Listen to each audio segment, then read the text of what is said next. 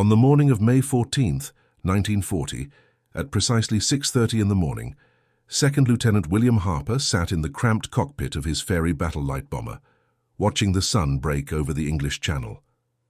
The 19-year-old pilot from Manchester had been flying operational missions for exactly 3 weeks.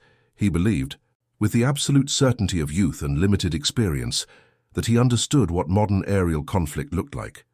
Within the next 4 hours, everything he thought he knew about tactical aerial operations would be proven catastrophically wrong, and in the process, he would stumble upon a discovery that would reshape Allied bombing doctrine for the remainder of the conflict. Before we dive into this story, make sure to subscribe to the channel and tell me in the comments where you're watching from. It really helps support the channel. What began as a simple navigation error during a desperate mission over France would accidentally reveal a bombing technique so effective that it would be studied, refined, and employed by air forces for decades to come, proving that sometimes the most significant military innovations emerge not from careful planning, but from the chaos of confusion and the instinct to survive. William Harper had joined the Royal Air Force Volunteer Reserve in late 1938, when the clouds of conflict were gathering over Europe, but most people in Britain still believed that diplomacy might prevent another catastrophic confrontation. His father, a veteran of the previous global conflict, had initially opposed the decision, remembering too clearly the muddy trenches and poison gas of the Western Front. But William had been captivated by something different, something his father's generation had never experienced: the possibility of fighting from the sky. The training had been intense, but abbreviated.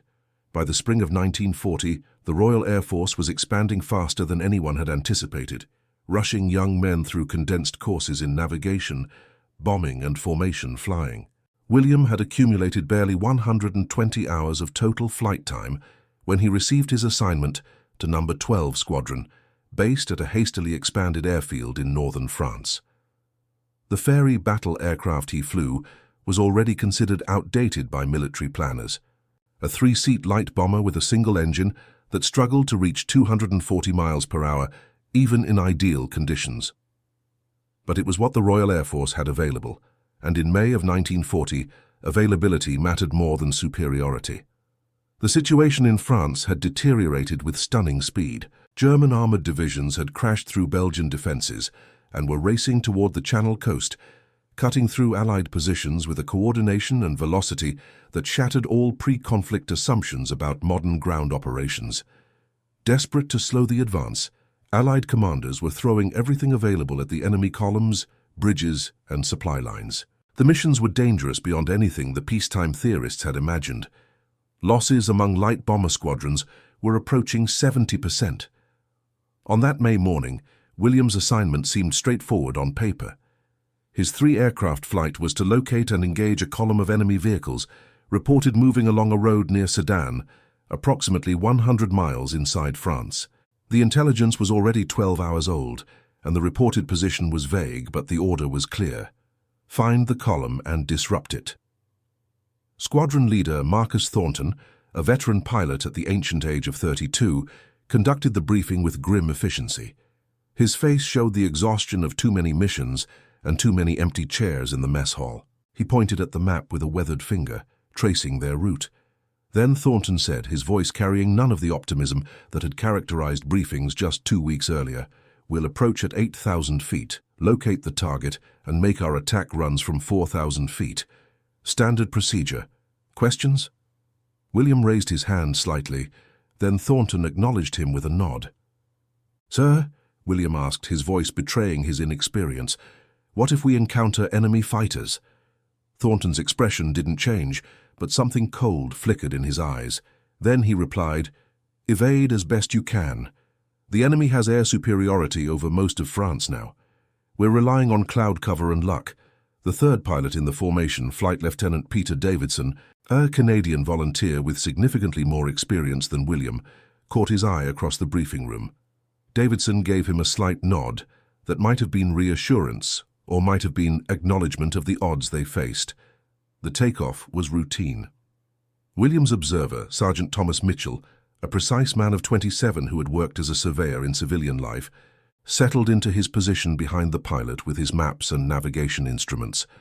The third crew member, air gunner leading aircraftman James Crawford, checked his single defensive machine gun and scanned the sky with the vigilance of someone who understood how vulnerable they were. They formed up over the airfield, 3 fairy battles in a loose V formation with Thornton leading. The weather was mixed, with scattered clouds at various altitudes, which Thornton considered advantageous for concealment. They climbed steadily, the engines laboring as they gained altitude, and set course for France. Mitchell called out navigational checkpoints as they crossed the channel, his voice calm and professional over the intercom. The water below was grey-green, stippled with small waves. William could see shipping in the distance, vessels moving with the organized purpose of military logistics. Everything seemed under control. They crossed the French coast at 7,000 feet, weaving between clouds. The landscape below showed the scars of the conflict, smoke rising from several locations, roads clogged with refugees moving west. Mitchell made notes on his map, correlating what they saw with intelligence reports. 20 minutes into France, the situation began to deteriorate. Heavy clouds rolled in from the northwest, thicker than the weather forecast had predicted. Thornton led them higher, trying to stay above the cloud deck, but the formation became increasingly difficult to maintain as visibility dropped. William focused intensely on keeping Thornton's aircraft in sight, watching it disappear and reappear through gaps in the clouds. Then came the moment that changed everything. A particularly dense cloud bank rolled between the aircraft, and when William emerged from the other side, Thornton and Davidson were gone. The sky was empty in every direction. Mitchell immediately began trying to re-establish their position, but the heavy clouds had disoriented his navigation. The compass showed they were heading roughly east, but east encompassed a lot of territory, much of it now controlled by enemy forces. William's training told him to maintain course and altitude, that the formation would likely reform. He continued east, scanning constantly for the other aircraft. 5 minutes passed, 10 minutes. Mitchell's voice came over the intercom, tight with concern. Mitchell said, his surveyor's precision now working against him as he tried to reconcile conflicting information. "Lieutenant, I'm having difficulty establishing our exact position. The cloud cover obscured my last 3 checkpoints." William felt his pulse accelerate but kept his voice steady. He replied, "Give me your best estimate." There was a pause filled with the drone of the engine. Then Mitchell responded, "Based on elapsed time and heading, we should be approaching the target area, but I cannot confirm without visual reference." They descended carefully through the clouds, breaking into clear air at approximately 4,000 feet. The landscape below was a patchwork of fields, small villages and winding roads. It looked peaceful from this altitude, almost unchanged from centuries past, except for one detail that made William's stomach tighten. A column of vehicles stretched along a road below them, perhaps 50 or 60 trucks and armored cars moving in organized formation, but they were traveling the wrong direction, and the road didn't match Mitchell's map. Crawford's voice crackled urgently in his headset. He said, "Lieutenant, those are enemy vehicles and we're very exposed." William knew the standard procedure. Return to base, report the position, let command decide whether to send another strike. But the standing orders were also clear. Engage targets of opportunity when found. He was lost, low on fuel, and had stumbled upon exactly the type of target they were supposed to be finding. The decision seemed to make itself. He banked the aircraft, beginning the attack approach they had practiced dozens of times. The procedure called for a steady, level bombing run from 4,000 feet, releasing the bombs at a calculated point that would, in theory, hit the target. William had executed this maneuver successfully in training and on 2 previous missions against stationary targets, but as he steadied into the approach, something felt wrong. The vehicles were moving, and at this altitude, they looked impossibly small. The wind was stronger than anticipated, pushing the aircraft sideways. The whole situation felt uncertain in a way his training hadn't prepared him for. Mitchell was calling out the countdown to release point, his voice mechanical with procedure. William's hand moved toward the bomb release following the script, but doubt gnawed at him. At this altitude, with this wind with moving targets, the bombs would almost certainly miss by hundreds of feet. An idea formed, born partly from desperation and partly from instinct. What if he went lower? Much lower. The doctrine warned against low-altitude bombing. The risks included ground fire, inability to escape, and the danger of being caught in one's own bomb blast. But the current approach guaranteed failure. At least going lower would give him a chance of actually hitting something. William pushed the control column forward. The aircraft's nose dropped sharply. Crawford gasped in surprise. Mitchell's countdown faltered as he realized what was happening. Mitchell shouted, his surveyor's calm finally breaking. "Lieutenant, what are you doing? This isn't procedure." William didn't answer. He was focused entirely on the rapidly approaching ground, watching the vehicles grow from toys to identifiable machines. The altitude unwound shockingly fast. 3,000 feet, 2,000 feet. The air grew thicker, rougher with low-altitude turbulence. He could see individual soldiers now, faces turning upward toward the unexpected sound. 1,000 feet, 800 feet. The vehicles filled his vision. He could make out specific details, the canvas covers on trucks, the commanders standing in turrets. Small arms fire began sparking up toward them, tracers drawing orange lines through the air. But at this speed and angle, the shooters were aiming at where he had been, not where he was. At 500 feet, with the ground screaming upward and every instinct telling him to pull up, William released the bombs. The aircraft lurched upward as the weight dropped away. He hauled back on the controls, pulling into a violent climbing turn that pressed him deep into his seat and grayed the edges of his vision. Behind them, the bombs hit with devastating accuracy. At such low altitude, there had been almost no time for wind drift, no distance for calculation errors to compound. The first bomb struck directly beside a fuel truck. The second impacted among a cluster of personnel vehicles. The third carved a crater in the road itself. The column dissolved into chaos, vehicles swerving, colliding, stopping in disorder. William climbed hard, his hands shaking on the controls, not from fear but from the adrenaline of survival. Crawford was whooping in celebration, his gunner's discipline forgotten in the excitement. Mitchell said nothing, but William could feel the observers' stunned silence. They turned west, racing for home with fuel running low, and the knowledge that they had just violated every bombing doctrine in the manual. William had no idea whether he would be commended or court-martialed. What he did know with absolute certainty was that what had just happened was significant. The return flight was tense. Mitchell finally established their position, discovering they had been nearly 40 miles north of their intended target area. The column William had engaged was a different enemy formation entirely, one that hadn't even been in the intelligence reports. The navigation error that had seemed like a failure had actually put them in position for an unexpected success. They landed with fuel tanks nearly empty, the gauge reading dangerously low. As William shut down the engine, his hands were still trembling. Thornton and Davidson had returned 30 minutes earlier and were waiting at the flight line, their faces grim with the assumption that William's aircraft had been lost. Thornton approached as William climbed down from the cockpit, preparing for the inevitable questions about why he had broken formation. But before the squadron leader could speak, Mitchell jumped down and interrupted with excited words that poured out in an unprofessional rush. Mitchell said, "Sir, you need to hear what happened. Lieutenant Harper engaged an enemy column using a completely different bombing technique. He dropped from 500 feet and the accuracy was unlike anything I've seen." Thornton's expression shifted from anger to confusion to intense interest. He gestured for them to continue into the debriefing room, where William explained everything: the separation, the navigation error, the decision to abandon standard altitude, the results. As he talked, he expected skepticism, but instead, Thornton's eyes grew sharper, more focused. When William finished, Thornton was quiet for a long moment. Then he said, his voice carrying a mixture of shock and excitement, "Do you understand what you've done? You've potentially solved one of our biggest problems."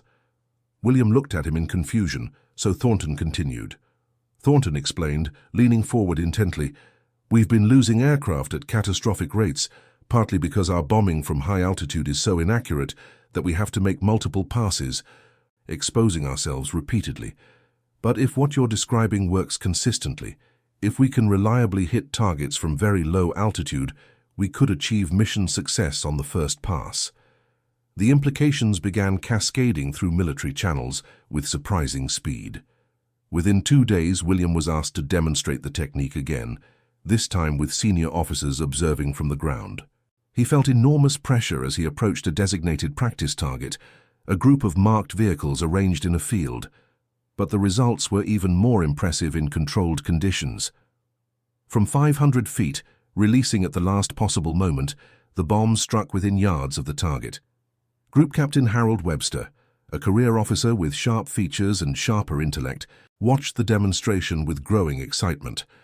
After the landing, he gathered the assembled officers and made a pronouncement that would echo through Royal Air Force tactical development. Webster declared, his voice carrying absolute conviction, "This changes everything. We've been approaching the problem backwards. Instead of trying to hit small moving targets from high altitude with inevitable inaccuracy, we accept the risk of low altitude in exchange for guaranteed hits. The mathematics favor fewer aircraft achieving certain results over many aircraft achieving uncertain ones." But the technique needed refinement. The danger of ground fire at low altitude was real and significant. Engineers and tacticians worked with William and other volunteer pilots to develop optimal approaches. They discovered that coming in very fast and very low, ideally following terrain features that provided concealment until the last moment, dramatically reduced the effectiveness of defensive fire. The surprise factor was crucial. Defenders had almost no time to react between detecting the aircraft and the bomb's impact. Flight Lieutenant Davidson, the Canadian pilot, became one of the technique's strongest advocates after trying it himself. After his first low-altitude mission, he found William in the mess and spoke with genuine admiration. Davidson said, shaking his head in amazement, "I've been flying combat missions for 8 months, and I thought I understood the limits of what our aircraft could do. You've shown us we were thinking too small, too cautiously. The method's effectiveness became statistically undeniable. Squadrons that adopted the low-altitude technique achieved target destruction rates above 80%, compared to the previous high-altitude average of approximately 15%. The improvement was so dramatic that it justified the increased risk from ground fire. Pilots who flew low-altitude missions had a higher survival rate overall because they completed objectives faster and required fewer exposure minutes over enemy territory. William flew 17 more missions using his technique before being rotated back to England for a rest period in early June. By then, the method had been formally incorporated into training programs and tactical manuals. What had started as one lost teenager's desperate improvisation was becoming doctrine. But the story's most profound impact wasn't immediately visible in statistics or manual revisions. It was in the minds of military planners who had been trapped in pre-conflict assumptions about how aerial operations should work. William's accidental discovery opened questions about everything. If the established bombing altitude was wrong, what else might be wrong? What other assumptions needed challenging? Air Vice Marshal Richard Chamberlain, responsible for Bomber Command tactical development, wrote in a classified memo that later became part of Royal Air Force historical records, "The Harper incident demonstrates that innovation often comes not from theoretical planning, but from necessity forcing unconventional solutions. We must create systems that recognize and amplify such discoveries rather than suppressing them for violating doctrine." The technique evolved throughout the conflict. Pilots refined the approach angles, discovered optimal release points for different target types, developed formation tactics that allowed multiple aircraft to strike in devastating sequence. The method that William had invented in confusion over France became a sophisticated tactical system employed across multiple theaters of operation. In the Pacific, American pilots adapted the technique for attacking Japanese shipping, skimming over wave tops to release bombs against transport vessels with devastating accuracy. In Europe, Allied aircraft used ultra-low approaches to strike bridges, rail junctions, and communication facilities with precision that high-altitude bombing could never achieve. William himself became an instructor, teaching the technique to new pilots with the authority of the person who had invented it. He found the teaching both rewarding and strange, standing in front of classrooms explaining something that had emerged from panic and improvisation as though it had been carefully planned. But he was honest with his students about the origins. In one memorable lecture to a class of recently graduated pilots, William told them something that stuck with many throughout their careers. He said, his voice carrying both pride and humility. "I didn't invent low-altitude bombing because I was brilliant or brave. I did it because I was lost, confused, and desperate. But that's an important lesson. Some of the best decisions you'll make in combat will come from moments when the plan has fallen apart and you have to trust your instinct." The war's progression eventually made William's specific contribution a small footnote in a vast conflict, but those who had been there understood its significance. Mitchell, the navigator who had witnessed the first accidental demonstration, later wrote in his personal diary an entry that captured the strangeness of military innovation. Mitchell wrote, reflecting on events years later, "We spend months training people to follow procedures. Then we celebrate when someone breaks those procedures to achieve something the procedures couldn't. There's a paradox in that, which I still haven't resolved. But I know that I saw something genuinely new appear in the world that morning over France, and it appeared because we got lost." By the conflict's end, the technique William had stumbled upon had been used in thousands of missions across all theaters. Estimates suggested it had improved bombing accuracy rates by over 400% in appropriate situations, making it possible to achieve strategic objectives with fewer aircraft, fewer missions, and ultimately fewer casualties. The post-conflict analysis was even more significant. Military theorists studying the technique's development realized it represented something larger than a tactical innovation.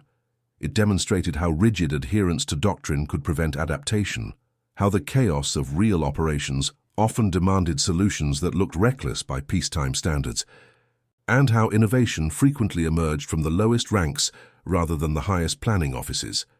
William himself remained remarkably modest about his contribution. After the conflict, he returned to Manchester and resumed a quiet life, working as a civil aviation pilot for commercial airlines. He rarely spoke about his military service, except when directly asked. But in 1963, when invited to speak at a Royal Air Force tactical symposium, he agreed to share his perspective. Standing before an audience of current officers and military historians, William reflected on that morning in May 1940 with the distance of more than 2 decades. He spoke carefully, choosing words that captured the complexity of what he had experienced. William said to the assembled audience, his voice carrying the weight of memory, "I think what happened that day teaches us that we can't plan for everything. We create procedures because they work in most situations, but we also need to empower people to recognize when the situation isn't most situations. I was terrified when I pushed that aircraft into a dive, but I was more terrified of following a procedure that I knew wouldn't work. I got lucky that day, lucky to survive, and lucky that my improvisation succeeded. But luck favors people who are willing to adapt." The symposium's chairman, a current wing commander responsible for modern tactical development, asked William a question that had been debated by historians for years. The wing commander asked with genuine curiosity, knowing what you know now about the risks you took and how easily it could have ended differently, would you make the same decision again? William didn't hesitate. He answered with absolute certainty, yes, because the alternative was certain failure. When your choice is between a guaranteed failure and a risky possibility of success, you choose possibility. The bombing technique William accidentally invented that confused morning over France remained in military aviation curricula for decades after the conflict ended. Modern precision weapons and advanced targeting systems eventually made the method obsolete, but the principle behind it, that sometimes getting dangerously close to a target is the only way to guarantee hitting it, remained fundamental to tactical thinking. In military archives, in the classified reports and unclassified histories, in the training manuals and tactical studies, the incident is recorded with varying levels of detail. Some accounts focus on the technical aspects, the altitude, the release point, the accuracy rates. Others emphasize the tactical implications, how it changed bombing doctrine. But the most complete accounts remember the human element. The terrified 19-year-old who got lost, made a desperate decision, and accidentally changed how air forces thought about engaging ground targets. The story of William Harper and his accidental innovation became one of those teaching examples that instructors love. A concrete illustration of abstract principles about adaptation, initiative, and the unpredictable nature of conflict. It appeared in leadership courses, tactical seminars, and historical studies as evidence that sometimes the most important military advances come not from research laboratories or planning offices, but from ordinary people facing extraordinary situations with nothing but their instinct and courage. The individuals involved scattered to various fates as the conflict progressed. Squadron leader Thornton survived the conflict, but was critically injured in a training accident in 1946 and retired from military service. Mitchell returned to surveying, though he often told colleagues that no civilian measurement would ever carry the intensity of that morning when he watched a teenager tear up the tactical manual. Crawford, the air gunner, remained in the Royal Air Force and rose to the rank of flight sergeant before retiring in 1958.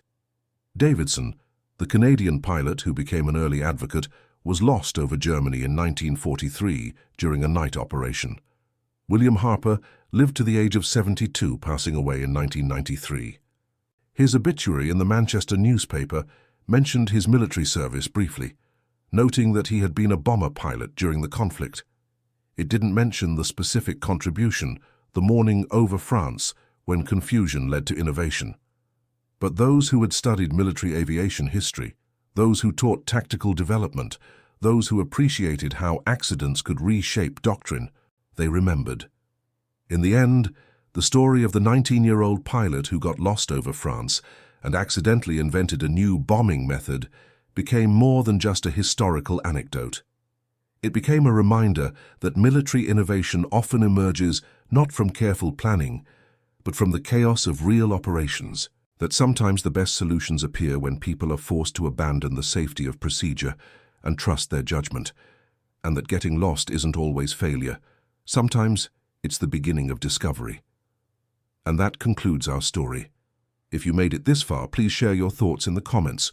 What part of this historical account surprised you most? Don't forget to subscribe for more untold stories from World War II, and check out the video on screen for another incredible tale from history. Until next time.